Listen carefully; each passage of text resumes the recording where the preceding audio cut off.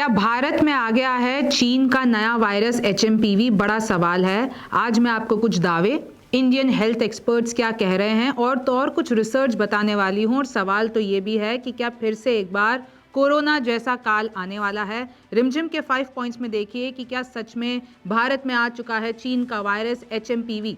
दूसरा देखिए कि भारतीय सरकार ने क्या एक्शन लिया है और क्या एडवाइजरी जारी की है। तीसरा देखिए WHO यानी वर्ल्ड हेल्थ ऑर्गेनाइजेशन ने चीन को क्या चेतावनी दी है। चौथा देखिए कि क्या है एचएमपीवी वायरस, कितना खतरनाक है। मैं आपको बता दूं इसकी वैक्सीन नहीं है और इसके सिम्टम्स क्या क्या हैं ये भी आपको जानना है। और पांचवा देखिए कि क्या ये चीन में जो ये बीमारी फैल रही है और कौन कौन सी रेस्पिरेटरी डिजीजेज हैं जो चीन में फैल रही है। और देखिए आपको इस सब के बारे में जान लेना बेहद ज़रूरी है।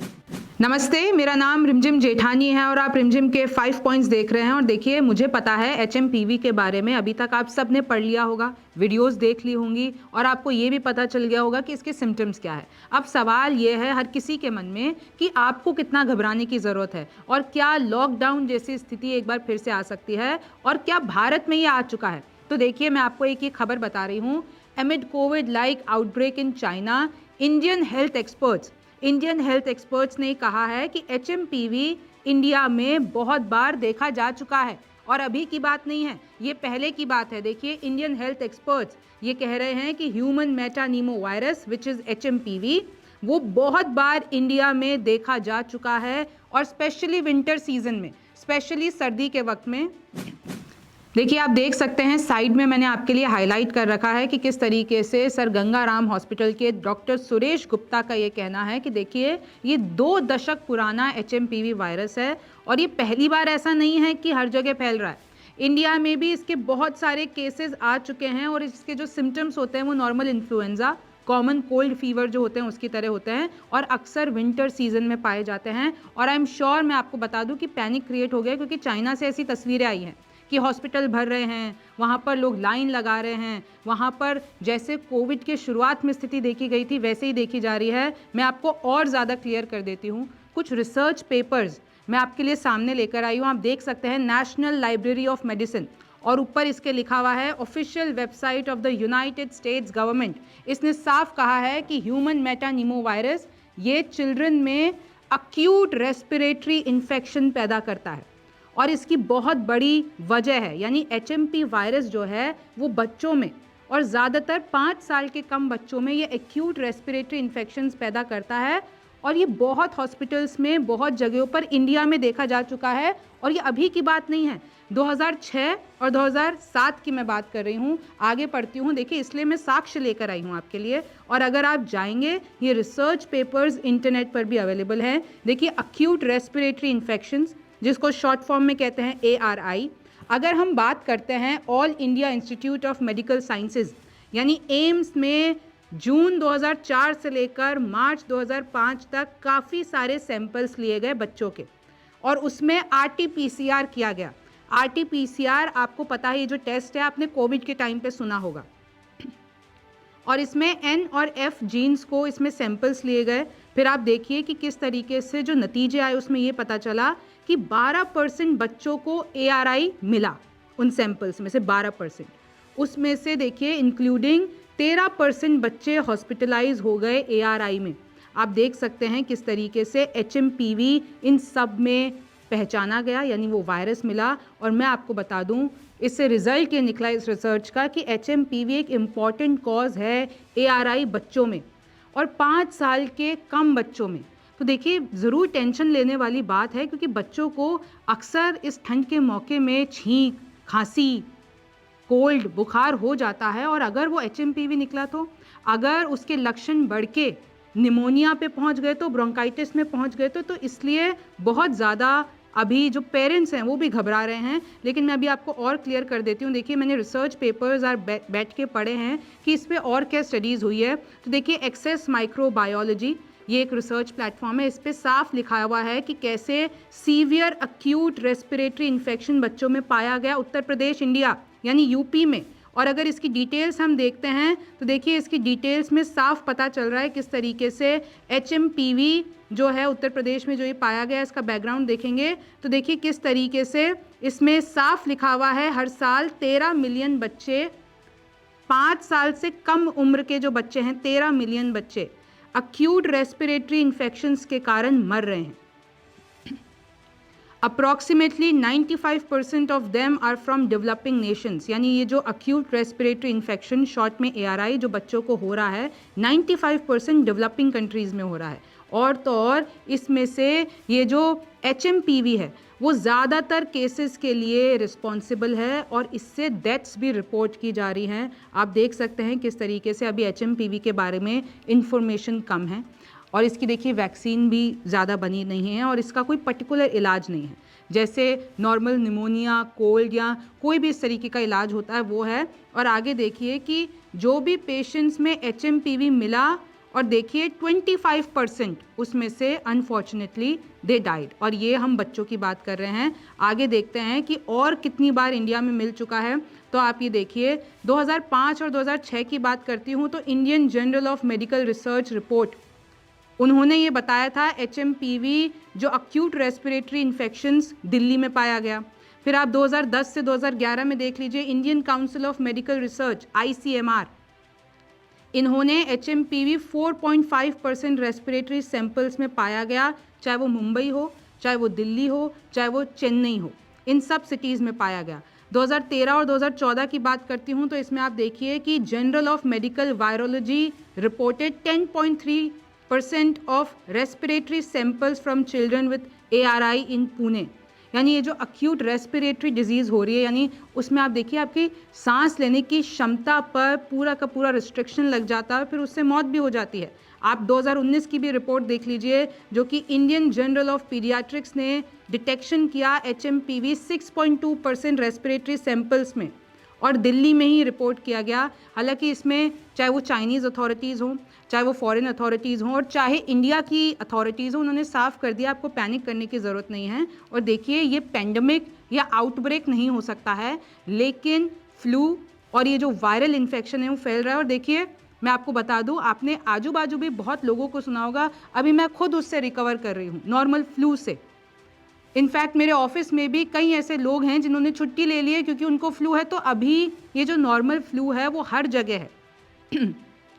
अब आगे देखते हैं कि किस तरीके से एक्यूट रेस्पिरेटरी इन्फेक्शन जो है, अगर हम उसकी बात करते हैं, और एक्यूट रेस्पिरेटरी इन्फेक्शन में ये जो HMPV वायरस है वो एक मेन कॉज पाया जा रहा है। तो इससे 1.9 to 2.2 मिलियन डेथ्स हो रही हैं हर साल ARI से, और इसमें 70% तो डेवलपिंग कंट्रीज़ में हो रही हैं।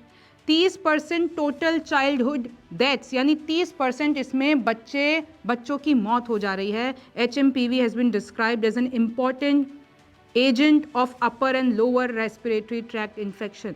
इसमें साफ किया गया है कि HMPV वायरस देखा गया और स्टडीज़ में पाया गया है। और इसके जो सिम्टम्स हैं आपको भी पता है, मैंने अपने पहले शो में भी बताया था, बुखार, सांस लेने में तकलीफ, नाक का बंद हो जाना, कफ, गले में खराश होना, सिर दर्द होना, बॉडी पेन होना, ये सब उसके लक्षण हैं। और 5 साल के उम्र के कम बच्चियों को इसमें ज़्यादा देखा गया। और चेन्नई का भी एक केस ले लीजिए, इसमें इस रिपोर्ट में, इस रिसर्च में साफ लिखा हुआ है अप्रैल 2016 से अगस्त 2018 तक 350 नेसल यानी नाक के सैंपल्स लिए गए थे। आपको पता है कि कैसे स्वैब्स लिए जाते हैं, कोविड के टाइम पे आपके भी लिए गए होंगे।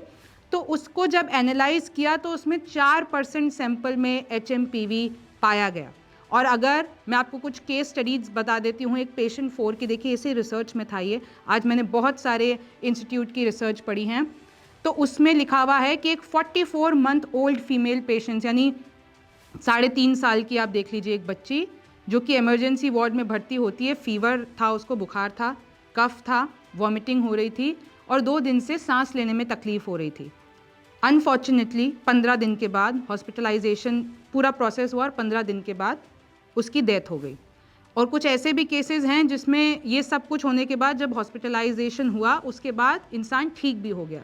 तो देखिए बहुत ही ज़्यादा अनप्रिडिक्टेबल है कि आपका किस तरीके से कोल्ड वाले सिम्टम्स, फ्लू वाले सिम्टम्स बेहद गहरे किसी बीमारी में टर्न हो जा रहे हैं। कोविड-19 के टाइम पे भी यही हुआ था, उसके भी सिम्टम्स यही थे ना, कि बुखार, जुखाम, पहले किसी को नहीं पता था, और अचानक से कोविड-19 काल जिसने देखा, कोरोना काल, आप और मैंने, सबने देखा है, और आज तक भी उसके घाव हम भूल नहीं पाए हैं। अब देखिए अगला सवाल ये है कि आखिरकार इंडियन हेल्थ मिनिस्ट्री, सरकार, भारत की सरकार इस पर क्या कर रही है। तो देखिए उन्होंने साफ कह दिया है कि हम इस पे बहुत ही ज़्यादा क्लोज नज़र बनाए हुए हैं। हाँ, हर जगह ये रिपोर्ट है, हाँ ये वीडियोज़ आ रही है चाइना से, तो इस पर हम टाइमली अपडेट्स WHO से भी चाहते हैं। इंडियन गवर्नमेंट ने यानी मिनिस्ट्री ने साफ कह दिया, देखिए WHO, वर्ल्ड हेल्थ ऑर्गेनाइजेशन, पिछली बार कोविड के टाइम पे जो आप लोगों ने देरी की थी, भाई देखिए पहले तो चीन ने छुपाया, फिर WHO की भी तरफ से मैं आपको बता दूं अपडेट थोड़ी देर से आई, तो हम संभल नहीं पाए। तो इस बार जो भारत सरकार है वो ये कह रही है WHO को कि भाई टाइमली बता दो, अगर कुछ ऐसा है तो हम प्रिपेयर करेंगे अपने आप को कि उससे पहले कि वो किसी पेंडेमिक में बदल जाए। और देखिए HMPV केसेस जितने भी लेबोरेटरीज बढ़ा दी गई हैं भारत में, ऐसा कोई भी केस आता है तो हम उसकी तुरंत जांच करेंगे। और तो और ICMR ट्रैक कर रहा है HMPV के ट्रेंड्स। मैं आपको बता दूं, जॉइंट मॉनिटरिंग ग्रुप की एक मीटिंग हुई है जिसमें directorate general of health services, ये जितने भी सारे ऑफिशियल्स हैं, उन्होंने बातचीत की है कि किस तरीके से हमको इसको कंट्रोल, क्योंकि अभी चाइना की तरफ से ऑफिशियल कुछ भी नहीं आया है, WHO की भी तरफ से कुछ ऑफिशियल नहीं आया है।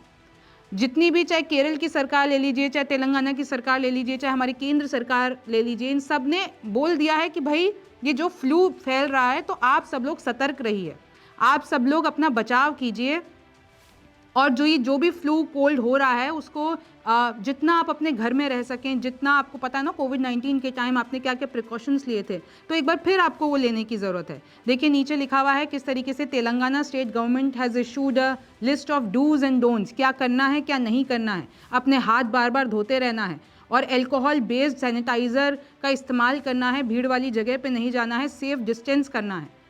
आपको पता है ना किस तरीके से आपने सेफ डिस्टेंस बनाया था कोविड के टाइम पे, और चाहे वो कोई भी राज्य की सरकार हो, चाहे भारतीय सरकार हो, चाहे आसपास के देश हों, वो सब इस वक्त सतर्क हैं। और देखिए ऑफिशियल इन्फॉर्मेशन का सब वेट कर रहे हैं। इसी बीच में मैं आपको बता देती हूँ, देखिए यूनाइटेड नेशंस आपको दिख रहा होगा, इनकी खबर UN न्यूज़ में, WHO ने चाइना को ये चेतावनी दी है और बोला है कि देखिए 5 साल हो गए हैं कोविड-19 को बीते हुए, अब तो आप लोग जो सही डेटा है, सही रिकॉर्ड है, वो अब तो दे दो। कोविड-19 से पूरी दुनिया इस तरीके से अफेक्ट हुई कि वो लाशों की तस्वीरें आपने भी देखी होगी, मैंने भी देखी होगी। तो WHO यानी वर्ल्ड हेल्थ ऑर्गेनाइजेशन ये कह रहा है चीन को, भाई 5 साल हो गए, अब तो सबको सब पता है, इतने सारे स्ट्रेन्स आ गए, तो तुम लोग अभी तक डेटा क्यों नहीं दे पा रहे हो हमको एक्चुअल। मैं आपको बता देती हूँ कि WHO और क्यों इस वक्त पैनिक फैला हुआ है, वो इसलिए फैला हुआ है। इनकी रिपोर्ट देखिए, WHO के पास 31 दिसंबर 2019 को उन्होंने कंट्री ऑफिस जो चाइना में है, एक मीडिया स्टेटमेंट आता है वुहान म्युनिसिपल हेल्थ कमीशन का, और वो बोलते हैं कि भाई एक वायरल निमोनिया फैल रहा है। तारीख फिर से बोल रही हूँ, 2019 31 दिसंबर, वायरल निमोनिया, उनके पास कोई नाम नहीं था, उनके पास कुछ आइडेंटिफिकेशन नहीं था, उन्होंने, चाइना ने कहा वायरल निमोनिया, भाई WHO ने देखा कि ये क्या है। फिर देखिए उसके बाद वो जो 31 दिसंबर 2019 को WHO के पास वो आया था, उसके बाद आज 5 साल हो गए। आपको पता है कोविड-19 ने पूरी दुनिया के साथ क्या कहा, और अगर मैं आपको ऑफिशियल आंकड़े बताती हूँ WHO के, तो आप देख सकते हैं 77 करोड़ कंफर्म्ड केसेस, ये मैंने हाईलाइट कर रखा है, 7 मिलियन डेथ्स, 7 मिलियन मौत कोविड के कारण, ये जो डेटा है अभी। और इन्होंने ये कहा है, WHO ने ये कहा है चीन को कि चाइना को हम बार बार कह रहे हैं असली डेटा शेयर करो हमारे साथ, ताकि हम कोविड के ओरिजिन का अभी भी पता लगा पाए, क्योंकि अभी भी पूरी तरीके से गया नहीं है। हाँ, कोविड कमज़ोर हो गया होगा लेकिन गया नहीं है, अभी भी लोग कोविड पॉजिटिव पाए जा रहे हैं। और साफ कह दिया WHO में, ट्रांसपेरेंसी के बिना, शेयरिंग के बिना, कॉपरेशन के बिना कंट्रीज़ नहीं अपने आप को प्रिपेयर कर पाएंगी। और अगर फ्यूचर में कोई भी एपिडेमिक या पेंडेमिक आता है तो हमें उसकी जानकारी होना बेहद ज़रूरी है। और देखिए किस तरीके से WHO ने ये कहा है कि कितने लोगों ने जान गंवाई है, आज तक भी लोग सफ़र कर रहे हैं, कितने लोगों के घर परिवार बर्बाद हो गए हैं, कितने सारे हेल्थ वर्कर्स इस पूरी जंग में उन्होंने अपनी जान गंवा दी है। तो WHO ने ये कहा है कि देखिए पिछली बार भी हमने देखा था किस तरीके से टाइमलाइन ऑफ एक्शन हुआ था, भाई 31 दिसंबर 2019 को आया मामला, फिर staff initiated emergency procedure on 1 January, WHO के स्टाफ ने। फिर दुनिया को 3 दिन बाद बताया गया इस बारे में, और इतने टाइम से वो सब फैलना शुरू कर गया था। 9 से 12 जनवरी ने WHO ने एक पब्लिश किया पूरा का पूरा सेट। सोचिए 31 दिसंबर को पता चला और 9 से 10 जनवरी को, 10 से 12 जनवरी तक सबको पता चला और कंट्रीज़ में पूरा का पूरा एक जो है गाइडेंस भेजी गई। लेबोरेटरी टेस्ट बनाए गए 13 जनवरी को। तो इस तरीके से टाइमलाइन, और इसलिए अभी कहा जा रहा है, चाहे चीन हो, चाहे WHO, चाहे इंडिया हो, वो यही कह रहा है कि भाई टाइमली बता दो, अगर ऐसा कुछ है तो कम से कम हम प्रिपेयर तो हो पाएँ। तो देखिए इस वक्त जो है हालत बहुत ज़्यादा ख़राब है, हर कोई पैनिक स्थिति में है। लेकिन फिर भी मैं आपको बता दूं, चाहे वो भारतीय सरकार हो, चाहे हमने जो पुराने जितने भी रिकॉर्ड्स देखे हों उठा के, वो यही कह रहे हैं कि पैनिक होने की ज़रूरत नहीं है। कुछ डॉक्टर से भी मेरी बात हुई है, वो यही कह रहे हैं कि आप पैनिक मत कीजिए, नॉर्मल कोल्ड है। लेकिन इसके खिलाफ बोलने वाले तो ये भी कहते हैं कि भाई कोविड-19 के टाइम पे भी तुमने यही कहा था नॉर्मल कोल्ड है, और फिर देखिए क्या हो गया। हालांकि जो ये जितने भी सिम्टम्स हैं वो सारे माइल्ड हैं। भारतीय जितने भी ऑफिशियल्स हैं उन्होंने कंफर्म किया है कि हम ये सब टैकल कर सकते हैं, और ज़रूरी नहीं है कि ऐसा कोई पेंडेमिक आ जाएगा। ये सारे पहले भी थे, ये कुछ नया नहीं है। 2001 में ही आपको मैं बता दूं, नीदरलैंड्स में भी, और कई सारे, चाहे वो ब्रिटेन हो, चाहे वो अमेरिका हो, और अक्सर ये स्प्रिंग और विंटर सीजन में देखा जाता है। और मैंने पूरा शो करके आपको इसकी जड़ भी बताई है, उस शो की लिंक मैं आपको दे रही हूँ। लेकिन कुछ देखिए सिम्टम्स मैं आपको बता देती हूँ। ह्यूमन मेटानीमो वायरस के रनी नोज, कफ, सांस का ना आना, गले में खराश होना, छींक आना, बुखार होना, रैशेस हो जाना, और सबको यही हिदायत दी जा रही है कि जैसे आपने कोविड-19 में प्रिकॉशंस लिए थे, आपको वैसे ही प्रिकॉशंस लेने हैं। और देखिए जो टाइमलाइन है, इसलिए WHO घबरा रहा है कि भाई 31 दिसंबर को चीन ने बोला था, 2019 की बात बताऊं तो, वायरल निमोनिया। और रॉयटर्स की ये खबर देखिए साइड में, जिसमें ये खबर आ रही है चाइना ने मॉनिटरिंग कमिटीज़ बना दी है, क्योंकि चाइना में रेस्पिरेटरी डिजीजेस बहुत ज़्यादा फैल रही है, और इन्होंने इसको नाम क्या दिया है, निमोनिया ऑफ अननोन ओरिजिन। आप देखिए कोविड-19 के टाइम पे भी उन्होंने वायरल निमोनिया बोला था, और अभी भी ये जो है रॉयटर्स की खबर देख रहे हैं, बड़ी एजेंसी, और चाइना ने सेटअप किए मॉनिटरिंग सिस्टम, कि उनको पता ही नहीं है कि कौन सा अननोन निमोनिया फैल रहा है, और इतनी सारी जो है लाइनें लग रही हैं, सबको हो जा रहा है, और बहुत ही ज़्यादा हॉस्पिटल में कोई जगह नहीं बची है। इस तरीके से ये जो अननोन ओरिजिन करके चाइना जो मॉनिटरिंग कर रहा है, और ये जो सर्दी के सीज़न में ही बढ़ गई है, तो ये सबको पैनिक कर रही है। हालांकि देखिए बहुत सारे, मैं आपको बता दूं, फिर भी मैं आपको एक बार रिपीट कर रही हूँ, हाईलाइट कर रही हूँ कि पैनिक मत कीजिए, हम सिर्फ आपको सारी इन्फॉर्मेशन देने की कोशिश कर रहे हैं। और इसी बीच जब सवाल पूछा गया कि भाई अगर इस वक्त कोई चाइना जाता है तो क्या चाइना जाना या ट्रैवल करना सेफ़ है, तो देखिए अगर वहाँ से कोई आ रहा है तो उसको क्या हम क्वारंटीन में रखेंगे? तो मैं आपको बता दूँ, respiratory infections tend to peak during the winter season. China की जो फॉरेन मिनिस्ट्री है और उनकी जो स्पोक्स पर्सन है माओ निंग, उन्होंने मीडिया से बातचीत करके बोला है कि देखिए नॉर्दर्न हेमिस्फेयर में अक्सर रेस्पिरेटरी डिजीज़ेज़, यानी आपके लंग्स से रिलेटेड, आपको सांस लेने में जो दिक्कत होती है उससे रिलेटेड डिजीज़ अक्सर आगे बढ़ जाती है, और हमेशा विंटर सीजन में ऐसा देखा गया है कि ये सारे केसेस ज़्यादा होते हैं। ओवर क्राउडेड हॉस्पिटल्स भी दिखते हैं, लेकिन चाइना की मिनिस्ट्री ने ये कंफर्म किया है कि पिछली बार से ये कम है, इतना सीवियर नहीं है जितना आप लोग इसको बनाने की कोशिश कर रहे हैं। और देखिए पिछले साल से ये कम है, और पूरी की पूरी तरीके से सेफ़ है चाइना में अभी सफ़र करना। और उन्होंने ये हौसला दिलाया है कि चाइनीज़ गवर्नमेंट को अपने सिटीजन्स की पूरी चिंता है, और फॉरेनर्स की भी पूरी चिंता है। ये तस्वीर देखिए, सबसे पहले यही तस्वीर वायरल होना शुरू हुई थी कि किस तरीके से आपको ये भीड़ दिख रही होगी 2 वीडियोज़ में, और ऐसे RSCOV2 कोविड-19 के पेज से ये आई थी, और उन्होंने तो ये भी बता दिया था स्टेट ऑफ इमरजेंसी डिक्लेयर्ड है, लेकिन ऐसा कुछ नहीं है। उन्होंने, चाइना ने कोई भी ऐसी इमरजेंसी डिक्लेयर नहीं की है। लेकिन ये ज़रूर माना है कि देखिए चाइना में influenza A, HMPV, mycoplasma pneumonia, कोविड-19, ये सारे जो है चाइना में बहुत ज़्यादा इस वक्त केसेस देखे जा रहे हैं। अगर मैं आपको और बता देती हूँ कि ऐसी और कौन सी बीमारियाँ हैं चाइना में, रेस्पिरेटरी डिजीज़ेज़, जो इस वक्त बहुत ज़्यादा स्तर पर फैली हुई है, तो एक तो देखिए HMPV है, मैंने हाईलाइट कर रखा है। अगर ये बढ़ जाता है तो ब्रोंकाइटिस भी हो सकता है, निमोनिया भी हो सकता है, और डेथ भी हो सकती है अगर वो बहुत सीवियर हो जाता है। माइल्ड में जो भी बुखार ज़ुकाम की दवा होती है उससे आप ठीक हो सकते हो, वरना अगर हॉस्पिटलाइजेशन होता है तो ऑक्सीजन थेरेपी हो गई और कई सारी ऐसी चीज़ें हैं। आपको भी पता है कि वो उसमें निमोनिया में जिस तरीके से ट्रीटमेंट होता है उसको किया जाता है। अच्छा, एक और बीमारी फैल रही है माइकोप्लाज्मा निमोनिया। ये एक बैक्टीरियल इन्फेक्शन है और टिपिकली यंगर चिल्ड्रन में होता है। इस वक्त बच्चे जो हैं वो बहुत ज़्यादा खतरे की स्टेट में, मैं आपको बता दूं।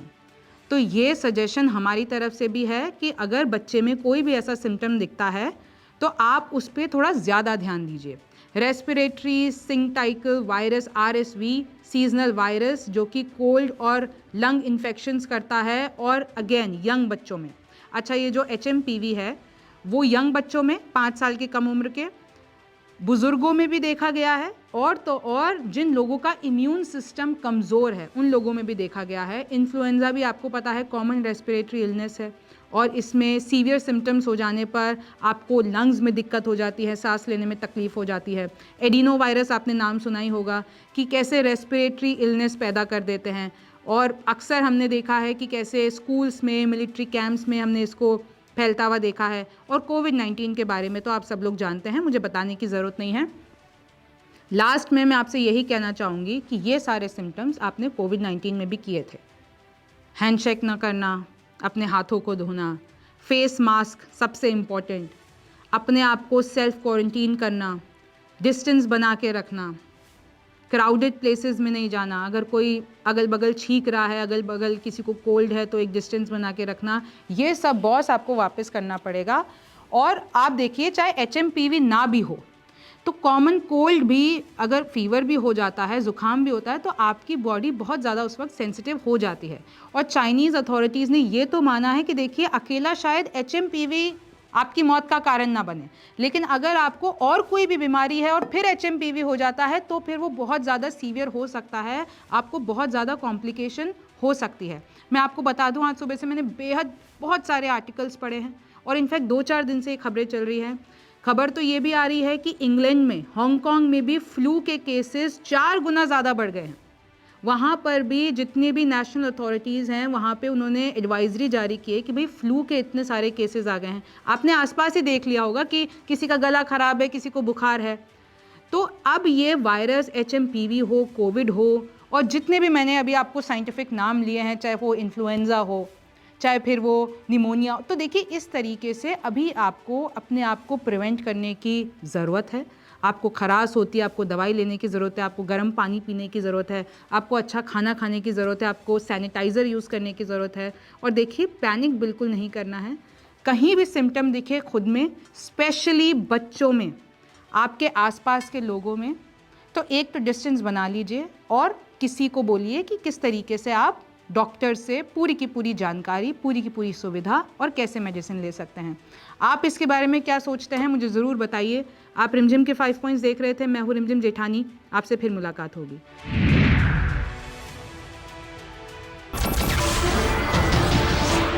नमस्कार, मैं हूं मानक गुप्ता। अगर आपको हमारा ये वीडियो पसंद आया हो तो इसे लाइक और शेयर जरूर करें, और हाँ, हमें सब्सक्राइब और फॉलो करना ना भूलें ताकि आप देश और दुनिया की कोई खबर मिस ना करें। तो जुड़े रहिए हमारे साथ और देखते रहिए न्यूज़ 24।